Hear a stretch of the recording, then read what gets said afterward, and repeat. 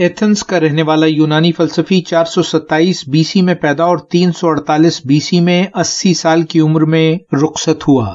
سقراط کے شاگرد اور ارسطو کے استاد کو بعض مفکر اتنا عظیم مانتے ہیں کہ ان کے خیال میں فلسفے کی پوری تاریخ اس کے مکالموں پر کیے گئے تبصروں کے سوا کچھ اور نہیں۔ اس کی کتابیں مکالموں کی صورت میں لکھی گئی ہیں۔ سقراط مرکزی کردار اور ہیرو ہے۔ وہ مختلف خیالوں کی حمایت اور مخالفت میں دی گئی دلیلوں کو درستگی اور سمت دیتا ہے۔ یہ تحریریں بہت دلچسپ ہیں۔ افلاطون بے حد ذہین فکشن نگار بھی تھا۔ اس کی لکھی تمثیلیں اور مکالمے حقیقت پر مبنی ادب کا شاہکار ہیں۔ یہ تحریریں 100% تاریخی صداقت تو نہیں لیکن بنیاد حقیقت پر ضرور ہے۔ بعض کا خیال ہے وہ سقراط کو کردار بنا کر اس کے ذریعے بہت سارے ایسے نظریات بیان کرتا ہے جو دراصل خود اس کے اپنے خیالات تھے۔